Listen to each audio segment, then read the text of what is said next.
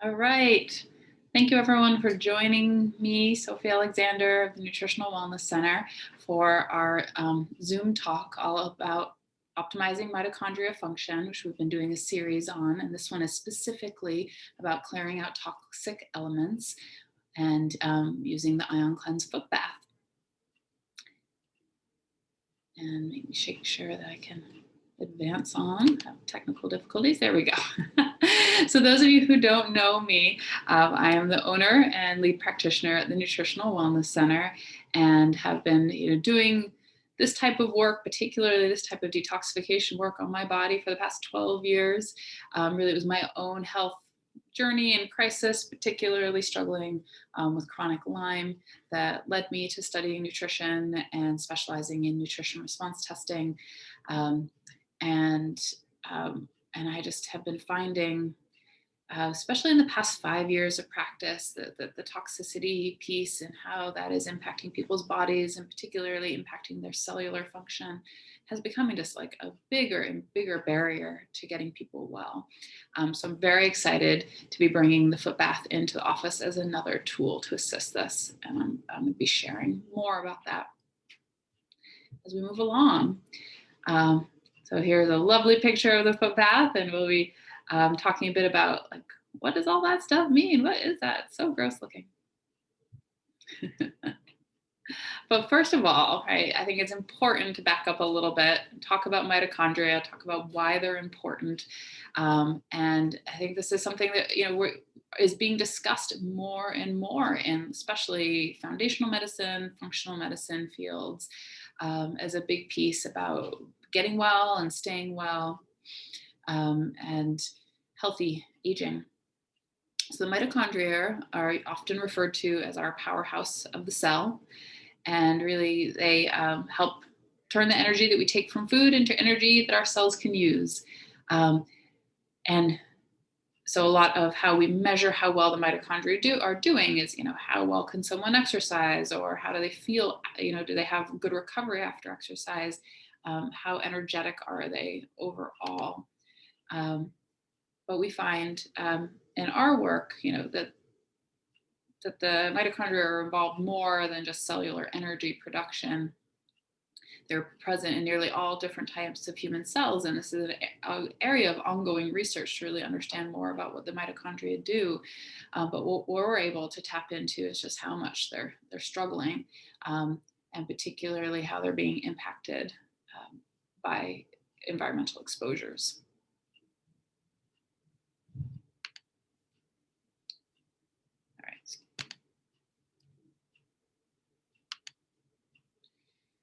So if your mitochondria are struggling, there can be a lot of signs and symptoms. You can be having a harder time dealing with stress, or feeling more stressed overall, especially low energy. I mentioned that earlier. That's a big indicator. Poor memory and loss of cognitive function, and that brain fog that people describe. Usually all really signs of low cellular energy and low cellular energy output. Hearing loss can be a sign of stressed mitochondria. Fatty liver, kidney problems, infertility, vision problems, digestive issues, insulin resistance, muscle weakness, and muscle cramps. So you look at that list, it's often most people, right? And so what I really have gotten excited about, especially recently, is really keying into what's causing the mitochondria to struggle so much. How do we identify and remove those barriers? And then what do we do to build them back up?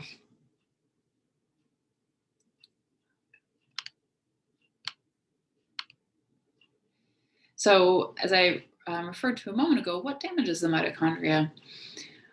So the mitochondria are impacted by a lot of outside forces, such as viruses, parasites, heavy metals, toxins, toxicants, and I'll explain more in a minute, just what's the difference between toxins and toxicants. Medications is another chemical exposure, and the severe oxidative stress that can happen in the body because of these exposures. And then unfortunately, habits too, like poor sleep, poor eating habits, and the outside impact of stress also damages how the mitochondria is doing, and it become a vicious cycle, right? I mean, if you already don't sleep well because of a toxicant exposure, then that poor sleep then continues to wear down your mitochondria, and it becomes harder and harder to build the cycle back up, right? It just becomes a downward cycle of worsening health. So I use this word toxicant, right? A toxicant is a substance introduced into the environment. So it's like examples, a common one is a pesticide. And so the term toxin and toxicant have basically become synonymous. And I do this a lot too. I'm just like, oh, it's a toxin exposure. But I just want to clarify that toxin can also refer to what's released inside the body, because say bacteria or parasites, they can release toxins that create a really hospitable environment to them, but not a hospitable environment for our own well-being inside the body. And so that can also be referred to as a toxin. But toxicant is very specifically outside forces, environmental exposures. And really we're finding it's just accelerating so significantly, and really seeing this in clinical practice, that the environment plays a significant role just in how much people are suffering their health. I thought this was interesting that the World Health Organization estimated that 22% of global disease burdens, including mental, behavioral, neurological disorders, as well as a lot of physical disorders, are due to preventable environmental factors. And that we find that these toxicants impact human health at the cellular level and really are interfering with people's mitochondria function, their cellular health, and then that then leading to damage of certain organs or certain body systems. So there are many examples of toxicants. I say the biggest one that we are seeing creating the most havoc is certain pesticides, specifically the pesticide glyphosate.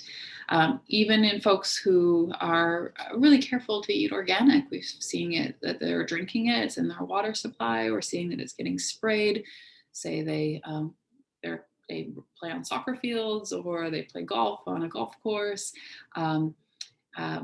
But it unfortunately is everywhere, just because it is so prevalently used on wheat and soy and corn, conventional growing.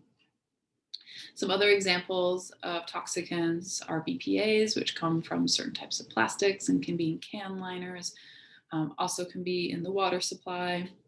Fluoride, which is commonly in the water supply, along with chlorine. Bromines is another product too that's more usually in white flowers.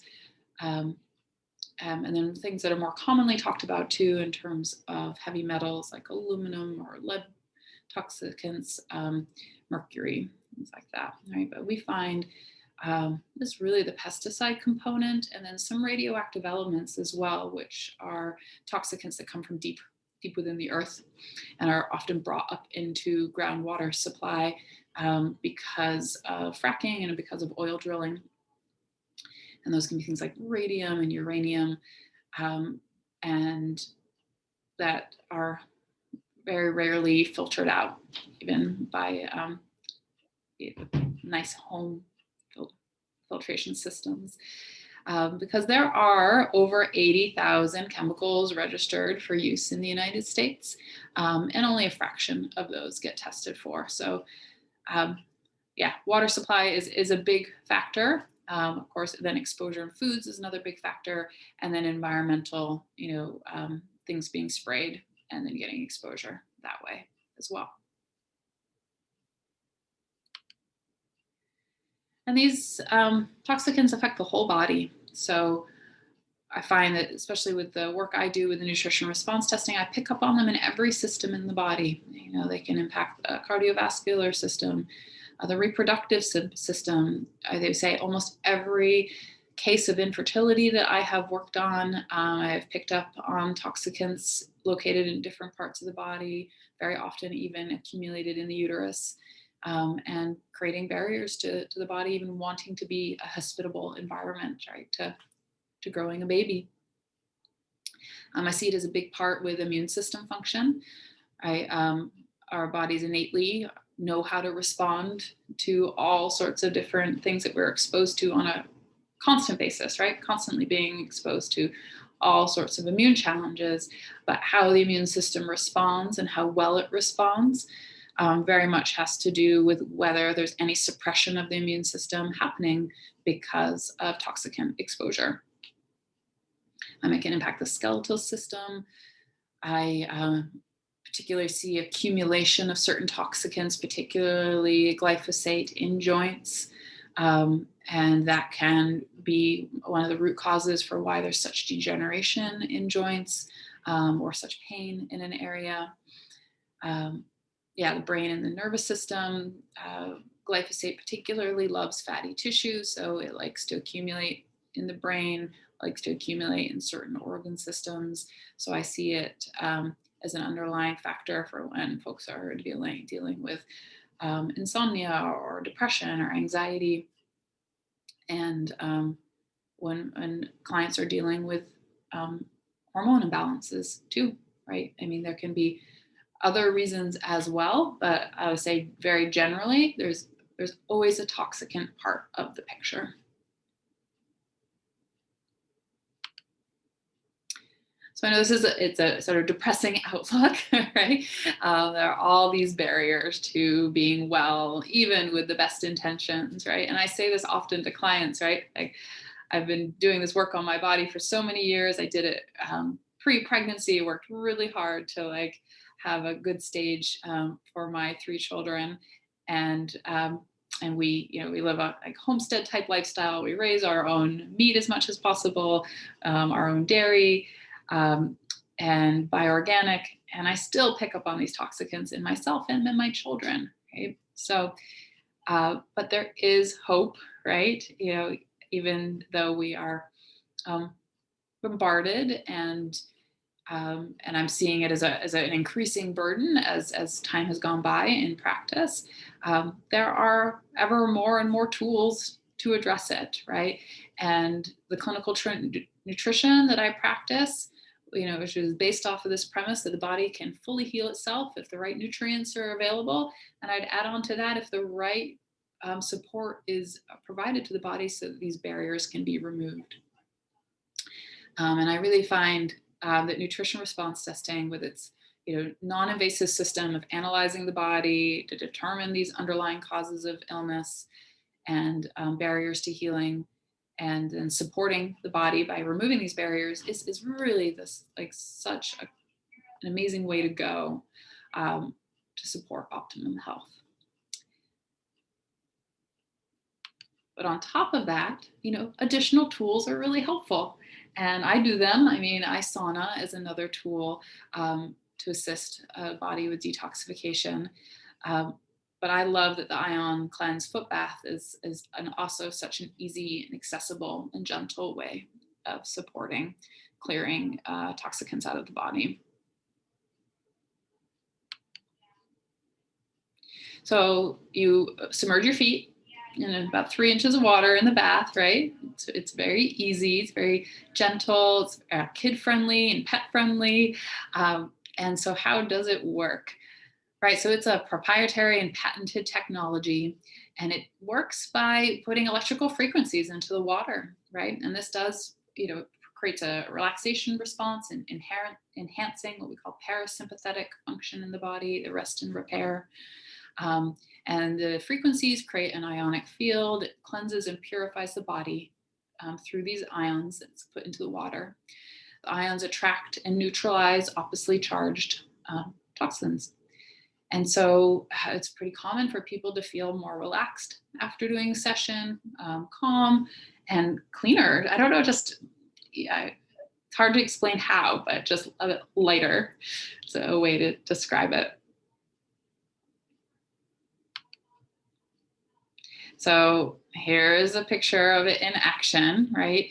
The water pretty quickly starts to change color just because of, unfortunately, all the stuff that's in the tap water that the IonCleanse is also pulling out. But an adult session lasts for 30 minutes. And by the end of the 30 minutes, there are all sorts of interesting colors in the water. And that can indicate different things that are getting pulled out. So that rich orangey color is from the joint meridians. It can mean that there are certain things being pulled from the joints. That dark green color is very much the gallbladder meridian in this picture. And then you can look for the little flecks, right? The brown is from the liver. If you ever see white foam, it's from the lymphatics. So we have this little key that can go along with it. You probably can't see very well on the screen, but it'll be in the room where we have the IonCleanse.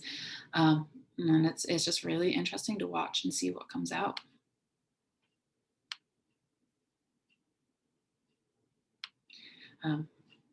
Yeah, and I agree, Megan. It is shocking and scary. I just saw your note.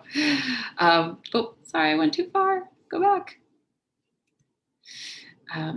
So often a question is people say, well, I notice a difference. And the answer is yes. I mean, most people do. Of course, everyone's on their own healing path. Everyone feels and experiences things in different rates. So some people, it's immediate. The first foot bath, that cleaner, lighter sensation. Or other people, it takes longer. And some folks, it even adds to a healing crisis because we are working on assisting the body's detoxification pathways. Many of you're doing this in your appointments. It's coming up in the nutrition response testing. You're on supplements to also aid this. And if the body gets pushed a little too quickly, you can get headache or get achy, feel tired, or feel like you're coming down with something. And that would all be indicators of healing crisis type reaction and indicators to back off, right? Slow down, maybe do a shorter session the next time, or go longer between foot bath sessions.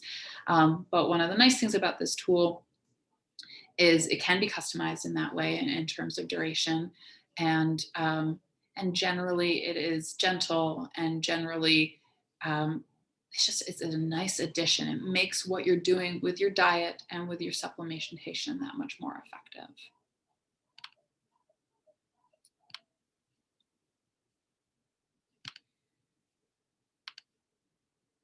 So general common benefits.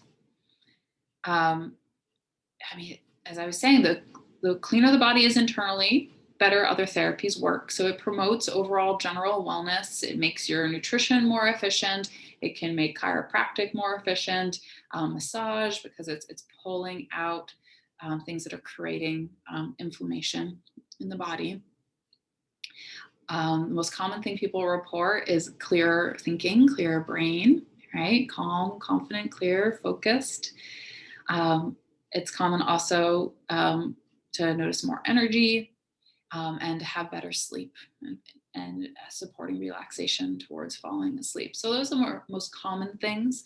But it's across the board, just depending on what clients are coming in dealing with, right? And as we see from all the meridians that are cleaned out, right? It can clean out the kidney and bladder and urinary tract, the joints, liver, gallbladder, lymphatics, blood. So it's a whole body cleanse, and that can manifest in so many different symptom changes. So one of the most important things to know about it is that it's really important to be hydrated before and after, and having your attention on that in the day after the session as well. Yeah. And so if you're ready to start, I highly hope that you are, because I really recommend it for every single person who is a client at the practice, and it's also open to anybody who is not a client of Nutritional Wellness Center but would like to just take advantage of the IonCleanse foot bath. there's very few contraindications, basically, meaning there's very few people who are unable to do it for any reason, right? If you're pregnant, it's not recommended. It's not recommended to be actively detoxing while pregnant. If you have a pacemaker, it's not recommended. But for children anywhere from 2 to 12 years old, we get started with a 10-minute session, and those can be done really indefinitely. And they're recommended to be done as much as a few times a week. And then to stretch it out from there, especially if the child has done quite a few sessions. But you say if there's something more acute that you're wanting to address, whether it's a digestive imbalance or it's mental health support, or whether it's skin support, the child is going to need regular sessions, particularly until those symptoms are handled. So from 12 years to 18 years, it's up to a 30-minute session. And again, it can be done at the frequency of 3 times a week indefinitely.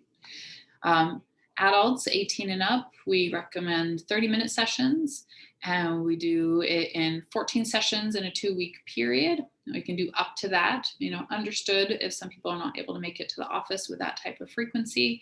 Coming in more or less often, will just, slows down the process, but is still effective. With adults, especially if you do 14 sessions within 2 weeks, right? So we're talking about coming in almost every day or every other day. Then we recommend doing a 2-week break and then resuming. And really, especially if someone who's under care here at the Nutritional Wellness Center, we'll be checking in on these things, following up with your body, really customizing the frequency and what you should be doing. But the idea is that you continue, so say it's an adult, right? And you continue this routine of 14 sessions and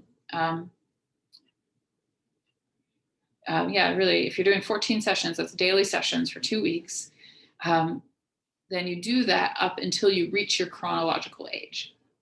That's what's recommended. And then it can be more of a maintenance program, like coming in weekly. But again, determined between you and your practitioner for what best customizes and supports your own program. And so this is our fee schedule for it. It's $55 a session individually, but because, as you can see, it's recommended to be done with more frequency, that we offer a package of 7 sessions at 5% off and a package of 14 sessions at 10% off. It's a discounted price for children, just like we do for our services in general.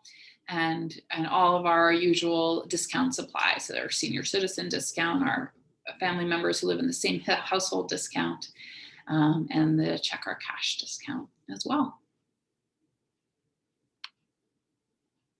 So I highly recommend, give us a call, schedule your session today. We are currently booking starting next week, and see what we'll take pictures of what your bathwater looks like. Here's what bathwater looks like. Wonderful. Does anyone have any questions for me? You can feel free to use the chat for questions or comments. I will be hanging out here for a few minutes, even after I stop the recording, if there aren't many, questions rolling in. Just thanks so much for making the time to be here with me today to learn about this.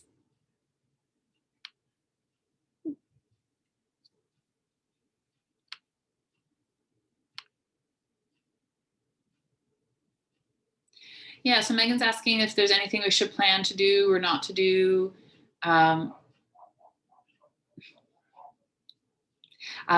To do or not to do afterwards. And, in general, no, you can have a normal day. I put that emphasis on water and drinking water. And this is something we can talk about more appointment to like person to person, but like if they're dealing with a lot of fatigue, a lot of headaches in general, or a lot of pain as a client in general, and the toxicants are showing up as the main issue for that, then, it could be important to be gentle, like not have a really busy day planned or pre-planning to exercise. Um, and um, but that would be the only consideration I would have. But otherwise, yeah, just plenty of water.